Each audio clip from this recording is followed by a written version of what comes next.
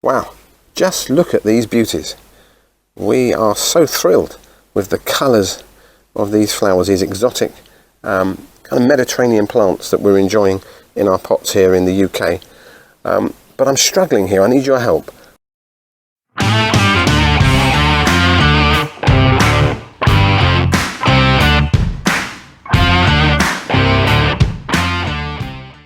Well, welcome back to our garden during a heat wave here in the UK.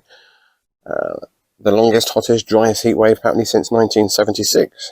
And our kind of slightly tropical, exotic plants in these containers have just been loving this hot weather. These have been growing outside now for a couple of years with some winter protection, particularly for that one there, the Lantana. But this summer, left outside, and I've just been thriving in this summer sunshine. In the shade at the moment, but in the afternoon they will be glowing in the sunlight. And I'm struggling to decide which one I prefer. Probably a few months ago, I would have said it was this fellow here, the gorgeous Lantana with these kind of intricate flowers with, it's almost heart-shaped, that, isn't it? Intricate flowers kind of starting off kind of pink in bud, then going bright yellow, and then going back to pink around the outer rim as the flower matures. And much loved by butterflies. You often see these in butterfly houses here in the UK. It's a beautiful thing. I think that's Lantana Tutti Frutti, but it does need, here in the UK, it does need winter protection. So that was in the greenhouse over winter. It was cut back down to some fairly dead looking stumps.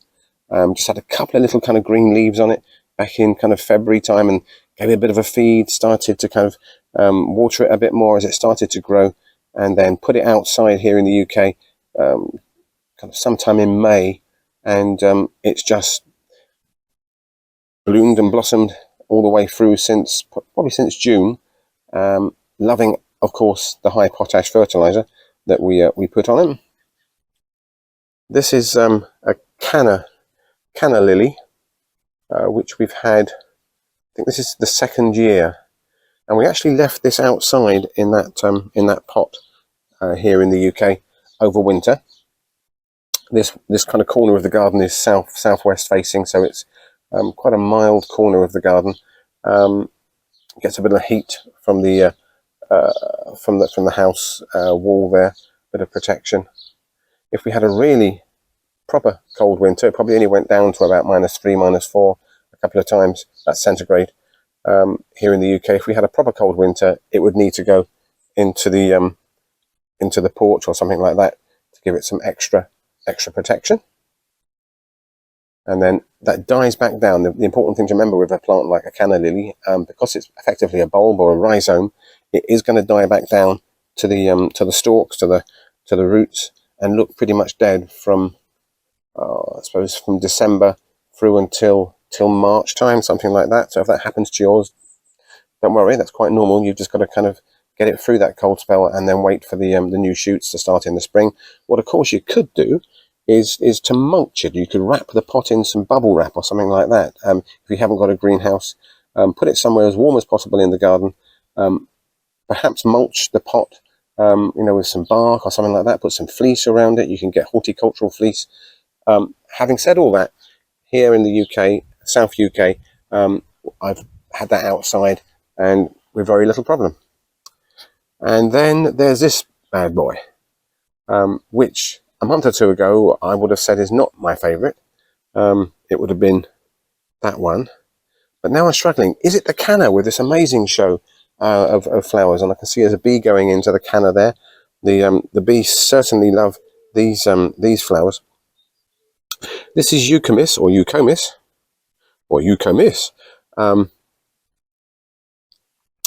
pineapple flower, they're sometimes known as. It's not really a pineapple, but it has a kind of a look of a pineapple flower about it. Pineapple lily, some people call it. This one we have left outside for about 4 or 5 years in that pot. It's had quite a lot of frost on it. Again, up against this this kind of mild kind of wall here, this kind of pocket of the garden that is west facing, so sheltered from the north and the east. It's a little bit tender, but certainly not as tender as that. That's the most tender, the Lantana. This is probably the second most tender, Canna Lily. Little bit of protection, a lot of protection, little bit of protection, and to be honest, we've given this no protection for many years. If it was a really, really, really hard winter, like a minus 10 degrees for 2 weeks here in the UK, that's in Celsius, then I would probably think about giving it some protection. But as I say, it's been outside here for years and years, dies back down to the bulb over the winter, and then just shoots out bushier and bushier with these lovely flowers. And you can see all those buds still to come. Look at that. Oh. So I'm struggling to decide what is my favourite. So, ladies and gentlemen, wonderful people of YouTube, we would like your vote based on how they look today and the level of care that they might need. Remembering that they have benefits for the environment, butterflies and bees love them. For those exotic colours and that kind of the feel of a summer's evening when you look at them. We'd love you to vote for your favourite. Let's see if we can find a winner via YouTube. Put your comments in the comment section in our YouTube channel, and we can add up the votes. Thank you very much.